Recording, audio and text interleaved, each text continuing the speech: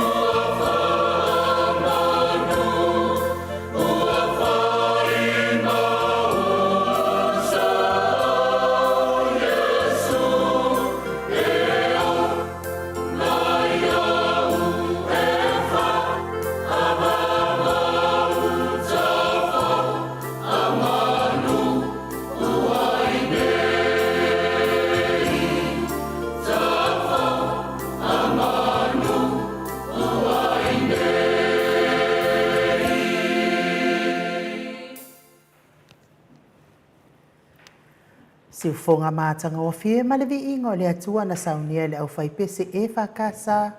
mai le vini pe ona o vini fau pe ona o tau sila a mai elise fau pe ona o tau sila ma mai mo mai ai taluai le wa mafuta mai le tatou company malo se le titisa talainga le fonga mo le vai maunga to fa mo talo talainga ia tuna i matia lau to fa fo to Samoa talainga ia ma elua lau to fa fiu Pitalenga ile avamoa au le au tamtau o tatou titi sal malosi wa alfa la wilo ino ang company mana unanga ese e ono anga va amfa manu ya ina ile malo le tunu e ono alana papa au ya tunu ifafo ya amesfo ila to ono alala isa tatou tunu fa pele o Samoa ala le tau ngofi el fa nga ino le telefoni le bala awatu ma le bala au mai teleno ile telefoni titi sal ia au lunga foi o le upenga te whailangi pe ona ia i nei vai tau. Ia nganga whaaloalo mātou te whaatalo whaatoa i lau whitarenga mutalo. Mālo lava le soifua manuia. Mālo le wholau. Mālo le ono sai. Ia mālo fo i le tautua atu no e meise le tautua e ka le sia i lau whitarenga. Ia mālo le soifua manuia i lau whianga le tausala. Ia lau suma ia inu. Na tu foi le ua longo le fua ma le po le saunoanga matango fie le wa se ko le mua walta tu pala me le fiafi e mo foi ona mato patalo patu le fionga ta pa sina tupu le fionga atu le fua tai na e mo wa te lua e me se foi le tato pizza patala lau e mo ona mato patalo patu pa ia tu tato tunu tai e tau tununga o te le ia saina le tai na loa e le te ite e awa ana wai sauina sa ma whainga o le wau Samoa i lau whaasausaunga i le mea piafi. Ia pa ia lawa le ai ngō tupu, ai ngō nofo, mai ngō papa, mai ngā ni te whaiwha. Ia lawa le i tama mō lātu ainga, ai ngō poi mō lātu tama e aluso ngā pule ma tu mua i tu au ma lātou ai ngā li tai ma ni wau kutipa. Pe hol tātou motu sai, motu le whalang fulu ya sua man vai fanua fo mai tulangi sa ole mtale mo tu au mala tawa male lau ni sai lua e va pe fo le motsa wale fio lau na tasi wa to e ma upo e ta mal no tele rato pa ia so ta Samoa la ta oto ia pa mo e un panga pa so no at plasa e ta oto fo ia la ta oto a io no tulanga masandi ile to ta wina sa matu pa talanga io pa ia la valea ma tai sam ma tu menua sei pa ia fili ma kultu e na tau io ai mu malo pa taro pa tu ile o pinga luenga to pile tua i tai o le pancia ma o pinga luenga e iso se fatta foi tau langa i fia tono Australia tono e lo po malai o lo ia i te nei tato fo longa e lava no tu tuava ia mangwal pa tu tua e tato tu fo lau manuia ia le mātou te whaitalo pātou nei teime o le piaki. Pai lo leo whai masui o le pulenga ma tātou kompania ki te sao. Ia mai lo soi ku manuia lua vase lua. Malo le whatalenga mutalo ia e le nganga maulunga whaftai tere lava o leo whaafonga le malu le tunu ia e le ngata furu tātou pokola me masan ia o lo whina le o lo whatalenga o ananu masan lava tātou o le whaaloalo ia lea mo mana e toi whaa. Pena pena talo falo ia mai I pa ana umar tato titi sa le tulanga le temi mutalo ia o te loa foi le poa mala e fafunga anga le atunu I tulanga lo ye tato I Samoa temi le o I o lo ye le mangana foi le si alfa malama ma tilo sho tato atunu ia pelele foi ale le toloa e ma au lava vai pe o le tulanga na lo ye tato le temi ia ai tatili yo tato kalame mutalo ia malo lava soifua malang manuia ia soifua manuia e lau fianga tole poa ia ole tulanga le e luana I mei te mana o te facility ai ai tatili yo tato pokalame me mo mutalo te wangalo ia tau ole fai le mo le mato tauwanga solo solo la e fautu ia ole ali ai no Oi so, Yesu la pele. Ya, nang kêu nó se. Ko vai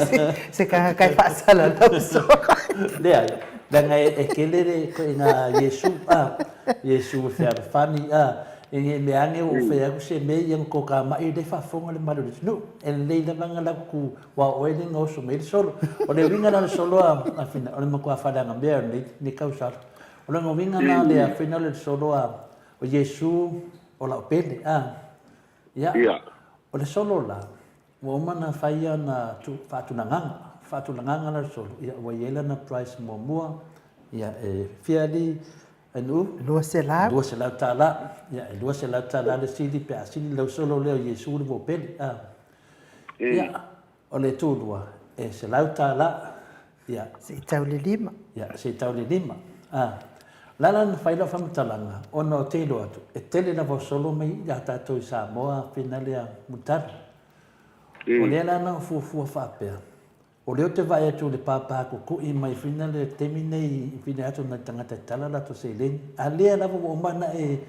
whamatala ma whamatala i mele le ato pao tupe le sen sao mai ai le tupe lato sao lava na le telefoni ia o le foi e fufuanga fina le a me sa tatou Samoa ia pe mau foi se kulango le solo pe le mau foi te le loai fuar te mai tai mota po le ana fa kulanga lo ke vai ko le wa makanga na seni si price finga le frekava price finga le kulanga ia le ma fo o mo me se credit lo fai credit no vinga le foi te fa mo foi le ya ainu polea le sa ole me wa ke vai ku mutala e uma ka nga solo nga wa ya i solo de ya longo minga e fai ngo fia nga ru price te mai ta mo ka ya e okay to le fo i ka nga solo le ai le sime ya mangi yan malam o le ala wa mafai ona sen mo mio credit ni mafai na final de mo foi fa ta ya credit da foi no mo fa ta o le mele le at tupe fai la e malo mato solo ye di mai Samoa fitting ia te loai la tu sao i le at tupe mai kan fa pena o le ala fa manga fa mo le multalo ia manino le lei tato le Samoa fa non le fai no le mea wa ade sao mai e uma ke mo fiu su elo price e se me wa Ku yes. wa ale mele papa ku a mania no sao atiti sao multalo se kan ko fa mo mai fa mo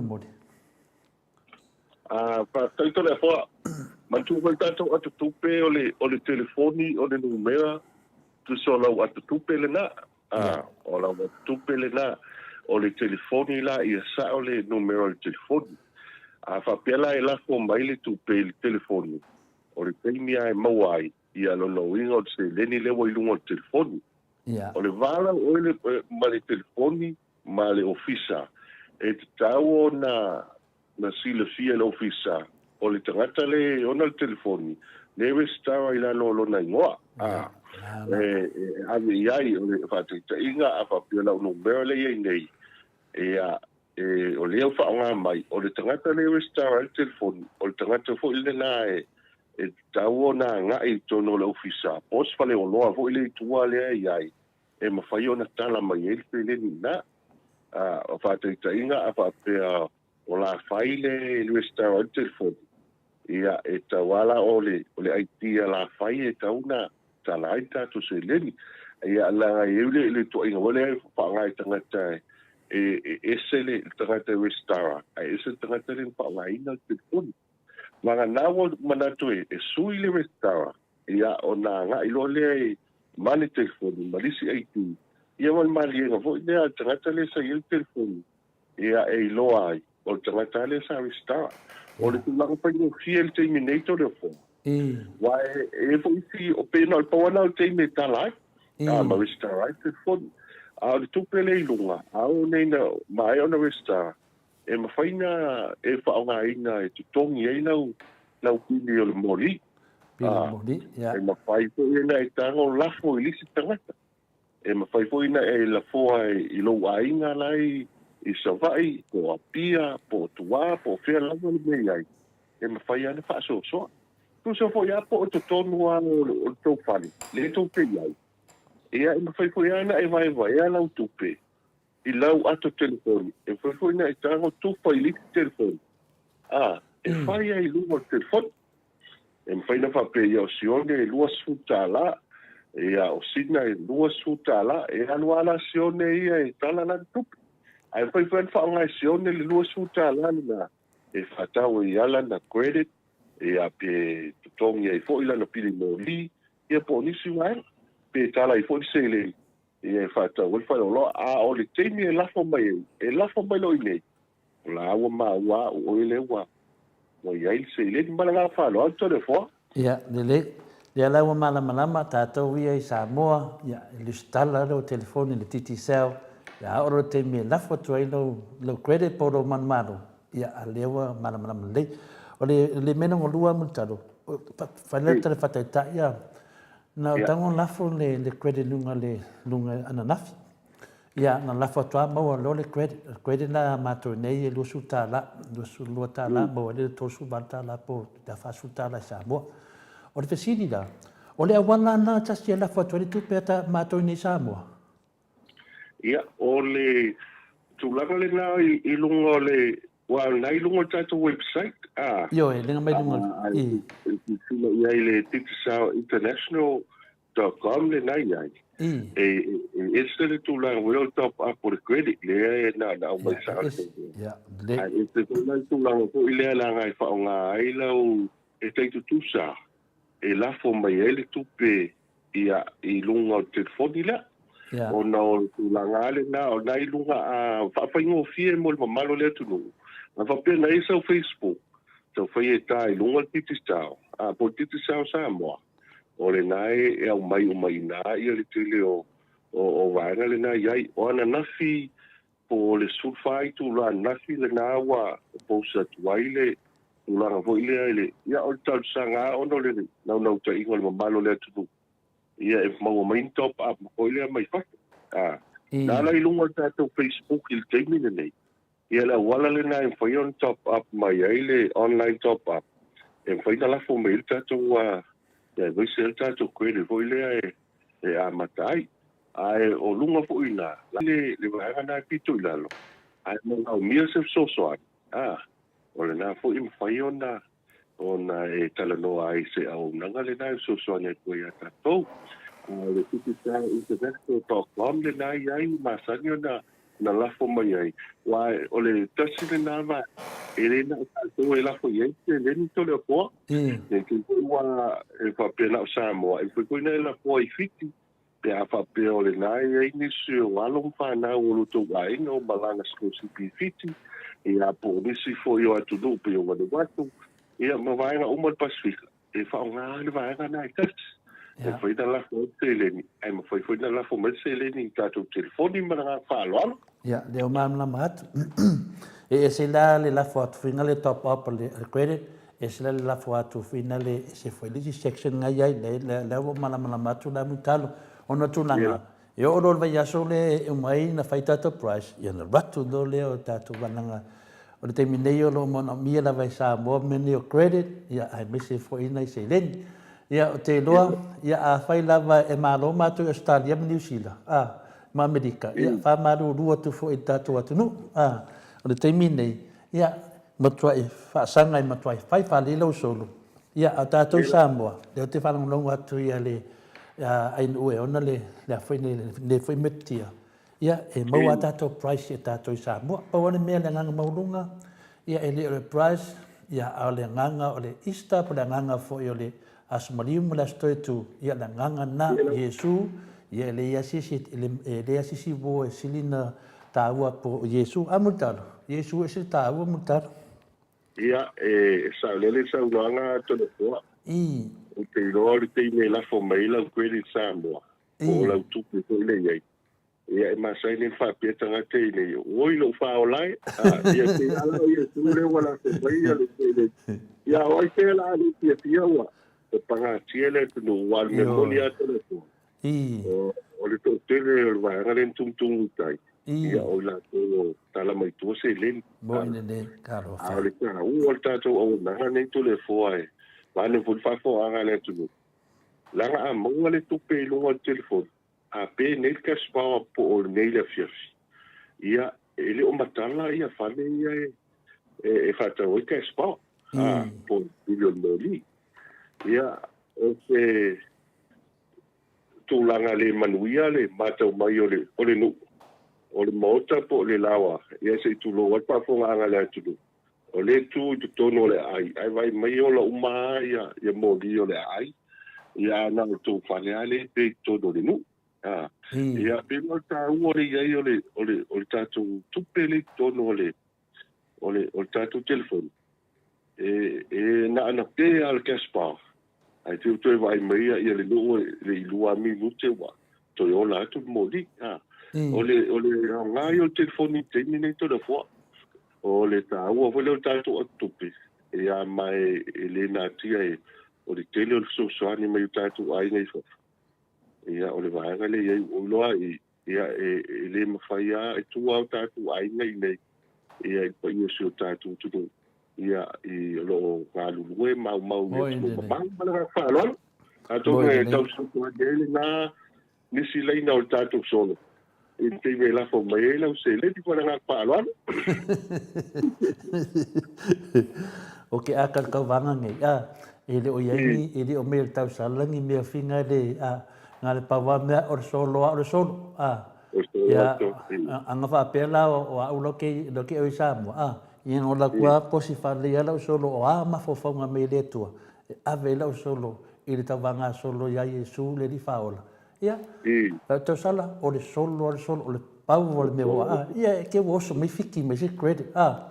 ia, koe fia la ia lea wa temine, ia, wa le mawhainto fia, i tātou, peia o penga tu whailangi, ia, leo so ta ia mamano le tunu,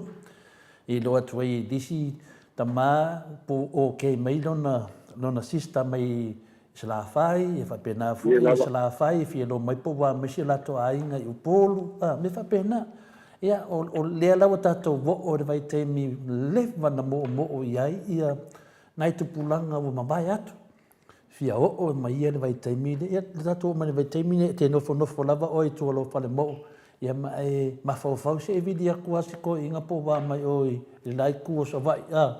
ia po manono po apolima ia po tutuila foi ia le foi se vidi atu anai si kako ko inga o Samoa po wa mai po mo watuna na tupe le vai. O leo tātou lunga le vai teimi lea na walo ia mai te leo tau sanga. Ia leo tātou iai. Ia talo sia ia umin tātou ia ne vai teimi amuri tālo. Ia lau. Ioi. Te whaalongo tua ia so i whai mai ia.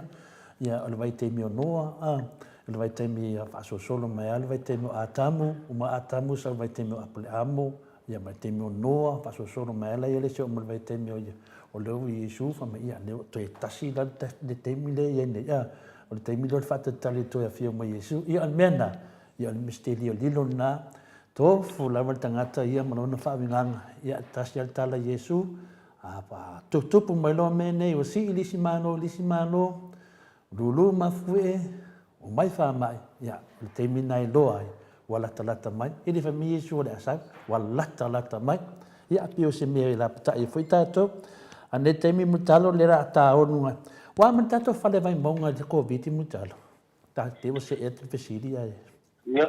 e tau nanga i lau fionga to le poa le na foi na file fa sala la ngale ufisale o fa la vilabi